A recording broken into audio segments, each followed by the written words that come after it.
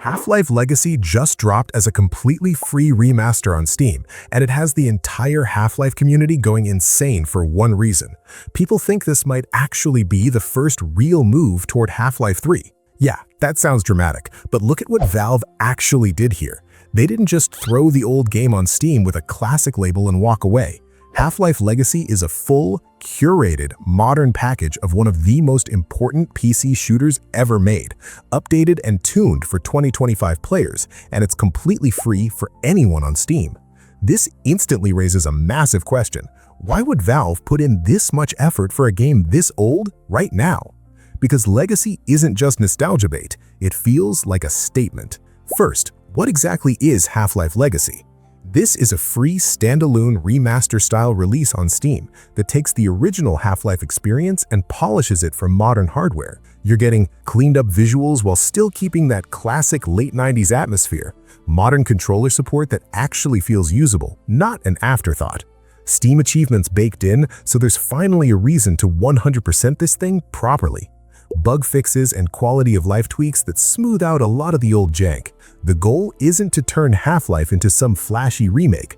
Legacy is more like a definitive edition that respects the original but quietly cleans it up so new players don't bounce off it in the first hour. If you've ever tried to convince a friend to go play the original Half-Life and they said, "Man, this feels too old," Legacy is the answer to that. The timing is what's blowing people's minds. Half-Life came out in 1998. Valve could have done this kind of remaster in 2013 for the 15th anniversary. They could have done it in 2018 for the 20th. They didn't. Instead, they're doing it now, right after a stretch where Valve has returned to Half-Life with Half-Life Alyx, spent real effort improving Steam Deck support across their catalog, shown way more willingness to revisit old franchises in smarter ways. So when a polished, free, official Half-Life package suddenly lands in 2025, the fanbase isn't treating it like a random update. It feels coordinated, like Valve is quietly preparing the ground for something bigger. And in this franchise, something bigger always means one thing: Half-Life 3. There's another angle that matters here: accessibility. Half-Life has always been legendary, but not exactly new player-friendly in 2025. The controls are dated, some sequences are clunky by modern standards, and the game just isn't built around the expectations newer players have. With Legacy, Valve is solving that problem without rewriting history.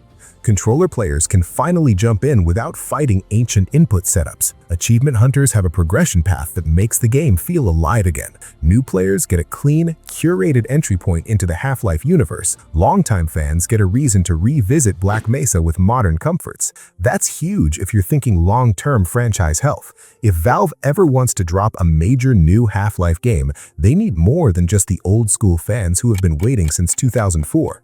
They need a fresh wave of players who understand Gordon Freeman, the G-Man, the Combine, that mix of sci-fi horror and physics-based chaos. Legacy is a perfect way to rebuild that audience without asking anyone to pay a cent. Now, this is where the Half-Life 3 speculation truly kicks in. Look at the pattern. Half-Life Alyx in 2020 proved Valve can still tell a serious Half-Life story and innovate mechanically. That game ended on a wild note that basically rewrites the future of the franchise. Since then, there's been this constant background noise of leaks, job listings, and tiny hints that Valve is at least experimenting with new Half-Life content. Add Half-Life Legacy into that pattern and you get a pretty interesting picture. Valve is cleaning up the past, making the series easier to access, pulling more people back into this universe, doing it in a way that costs players nothing and builds a ton of goodwill. That's exactly what you'd expect from a company that wants the franchise hype to be alive and loud before making any big announcements. Of course, this doesn't confirm anything. There's no Half-Life 3 confirmed hidden in the Legacy store page, no secret logo, no teaser trailer buried in the files. But the move itself says a lot about priorities. It shows Valve still cares enough about Half-Life to patch it, polish it, feature it on the modern Steam front page, and make sure it runs nicely on current systems, including Steam Deck. Companies don't do that for IPs they've abandoned. They do that for brands they see long-term value in. And remember, Valve is not a publisher that chases yearly releases. Every time they touch a franchise, it's deliberate. Community reaction has been exactly what you'd expect from a fanbase that's been starved for closure for over 20 decades. You've got older players jumping in saying things like, "I haven't touched this since I was a kid and it feels smoother than I remember." You've got newer players finally giving it a chance because there's now achievements and proper controller support. Meanwhile, every thread, every comment section, every conversation eventually circles back to the same topic. If they're doing this for the original now, what are they building toward? Some people are calling Legacy a test run to see how much engagement a polished classic can still get. Others are treating it almost like Valve's way of resetting the timeline, making sure there's one clean, official, up-to-date version of the original game for everyone. Either way, it's kicked Half-Life discourse back into high gear, and that alone is a big win for Valve. One more important detail: Legacy doesn't throw mods under the bus. Half-Life's mod scene is legendary. It literally helped launch entire genres and franchises. Valve knows that.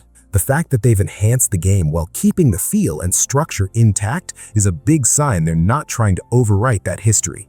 They're not replacing the original with some ultra-modern, heavily reimagined remake. They're giving people the definitive vanilla experience, tuned for now, while letting the mod community continue to do its thing. That balance is smart, and it lines up with how Valve usually operates: empower the community instead of fighting it. So what does all this mean for someone who loves this series? If you've never played Half-Life, this is the best time in history to do it. No excuses. It's free, it's stable, it's playable on modern PCs and handhelds, and it rewards you with achievements and smoother controls. If you're a longtime fan, this is a signal that Valve hasn't buried the franchise. You're not getting radio silence and dusty abandonware. You're getting active support, renewed visibility, and a reason for new players to finally understand why Half-Life mattered so much. And if you care about Half-Life 3 specifically, Legacy isn't confirmation, but it's movement. Actual, visible, public movement around the franchise. That alone is more than fans were getting for years. The smartest way to look at Half-Life Legacy might be this. It's step 1.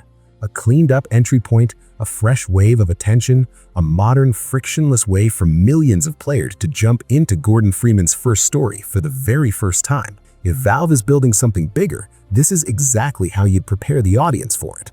So the real question now is simple. How many people jump back into Half-Life because of Legacy, and how does Valve respond to that wave of interest?